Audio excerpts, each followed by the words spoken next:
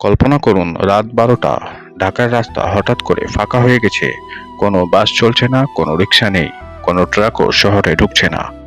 ফার্মগেট, গুলিস্তান, মতিঝিল সব জায়গায় নিস্তব্ধ। কিন্তু পরদিন সকালে বাংলাদেশে চালের দাম বেড়ে গেছে। গার্মেন্টস ফ্যাক্টরি অর্ডার শিপ করতে পারছে না, ব্যাংকিং ট্রানজ্যাকশন ধীর হয়ে গেছে। এমনকি ছোট দোকানেও কোনো পণ্য নেই। কারণ শুধু একটি শহর বন্ধ হয়ে গিয়েছে, ঢাকা। আর এই শহরেই হলো বাংলাদেশের অর্থনীতির হার্টবিট। কারণ ঢাকা শহর একটি অর্থনৈতিক সাম্রাজ্য। কারণ ঢাকা শহর শুধু একটি শহর না, একটি অর্থনৈতিক সাম্রাজ্য। ঢাকা শুধু রাজধানী না, এটা বাংলাদেশের সবচেয়ে বড় অর্থনৈতিক কেন্দ্র। কিছু বাস্তব ডেটা হলো, বাংলাদেশের জিডিপি এর প্রায় 35 থেকে 40% অর্থনৈতিক কার্যক্রম ঢাকা কেন্দ্রিক। দেশের সবচেয়ে বড় কর্পোরেট হেড অফিসগুলোর প্রায় 70% ঢাকায়। ব্যাংকিং ও ফাইন্যান্স সেক্টরের বড় অংশ ঢাকায় নিয়ন্ত্রিত। এ কারণেই ঢাকা একা পুরো দেশের অর্থনীতিকে টেনে ধরে রাখছে। একজন অর্থনীতিবিদ একবার বলেছিলেন, Dhaka is not just a city, it is a বাংলাদেশের ইকোনমিক ইঞ্জিন। ভোর 5টা, গাবতলী বাস টার্মিনালে হাজার হাজার মানুষ ঢুকছে শহরে। কারওয়ান বাজারে শুরু হয়েছে পাইকারি লেনদেন।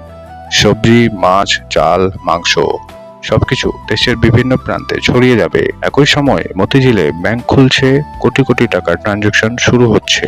গুলশানে শুরু হয় মাল্টিন্যাশনাল কোম্পানির সিদ্ধান্ত, বাড্ডায় চলছে ছোট ব্যবসার হিসাব।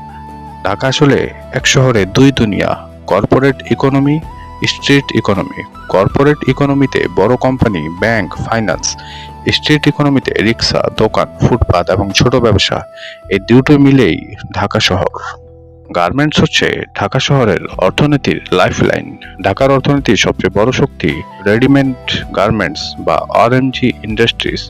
বাস্তব তথ্য হলো, বাংলাদেশের মোট রপ্তানির প্রায় 80% আসে গার্মেন্টস থেকে। আর বড় অংশই ঢাকা ও আশেপাশে উৎপাদিত হয়। লক্ষ লক্ষ শ্রমিক ঢাকার শিল্পাঞ্চলে কাজ করে।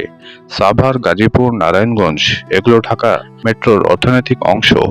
একটা টি শার্ট যখন ইউরোপে যায়, তার শুরু হয় ঢাকার কারখানা থেকেই। চলুন এবার ঢাকা শহরের শ্যাডো ইকোনমি নিয়ে কথা বলি, যাকে আমরা বাংলায় অদৃশ্য অর্থনীতি বলি। ঢাকার আসল শক্তি শুধু বড় কোম্পানি না, এখানে আছে এক বিশাল অদৃশ্য অর্থনীতি। উদাহরণ ধরুন, রিক্সা চালক, ফুটপাতের দোকান, চা স্টল, হকার, ছোট সার্ভিস সেন্টার। বিশ্লেষণ অনুযায়ী ঢাকার বড় একটি অংশ অর্থনীতি ইনফর্মাল সেক্টর থেকে আসে, যেটা অফিসিয়াল হিসেবের বাইরে। কিন্তু এই সেক্টরই লক্ষ লক্ষ মানুষকে বাঁচিয়ে রেখেছে।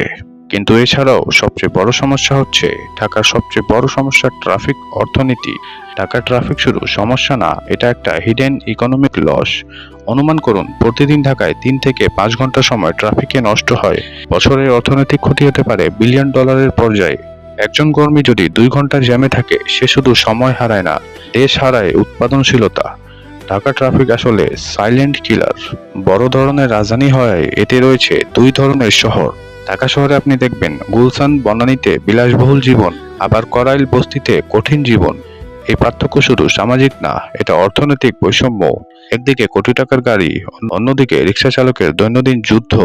ঢাকা তাই এক শহরে দুই পৃথিবী। এর মধ্যে বলে রাখি, যারা আপনারা ঢাকা থেকে দেখছেন, যারা ঢাকাকে ভালোবাসেন, অবশ্যই আমাদের চ্যানেলটি সাবস্ক্রাইব করে রাখবেন। কিন্তু তাও বাস্তব কথা হলো, সবাই ঢাকা আসতে চায়।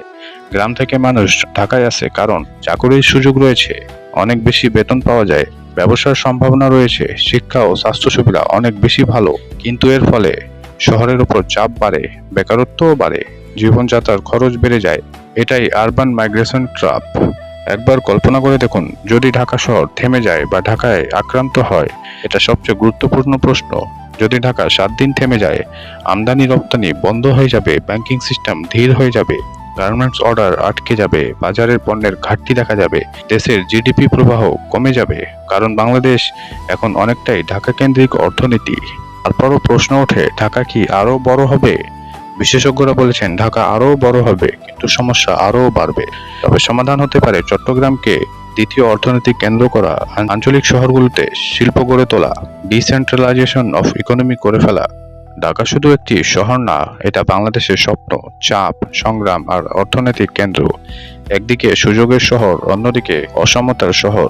কিন্তু এক সত্য অপরিবর্তনীয়, ঢাকা থামলে বাংলাদেশ থেমে যাবে না, কিন্তু বাংলাদেশ অনেক ধীর হয়ে যাবে। চলুন এবার জেনে নিব ঢাকা ছাড়াও দেশের কোন কোন শহর ঢাকার চাপকে কমাতে পারে এবং বাংলাদেশকে সাহায্য করতে পারে। 1 নম্বরে থাকবে চট্টগ্রাম, বাংলাদেশের কমার্শিয়াল ক্যাপিটাল। এটা বাংলাদেশের দ্বিতীয় সবচেয়ে শক্তিশালী অর্থনৈতিক শহর। দেশের প্রধান সমুদ্র বন্দর এখানেই রয়েছে, আমদানি রপ্তানির বড় অংশ এখান থেকেই নিয়ন্ত্রণ করা হয়। ইস্পাত, শিপিং এবং লজিস্টিক শিল্পের কেন্দ্র। সহজভাবে ঢাকা যদি মস্তিষ্ক হয় তাহলে চট্টগ্রাম হলো হাত, যা দিয়ে বাণিজ্য চলে। 2 নম্বরে গাজীপুর, শিল্পের রাজধানী গাজীপুর, সবচেয়ে বড় গার্মেন্টস হাব, হাজার হাজার ফ্যাক্টরি, শ্রমিক নির্ভর অর্থনীতি। বাংলাদেশের রপ্তানির লাইফলাইন এখান থেকেই শুরু হয় অনেক সময়। নারায়ণগঞ্জ, প্রাচীন শিল্প শহর, টেক্সটাইল ও জুট শিল্পের ঐতিহ্য। ঢাকার নিকটবর্তী হওয়ায় দ্রুত বাণিজ্য হয়, ছোট ও মাঝারি শিল্পের কেন্দ্র।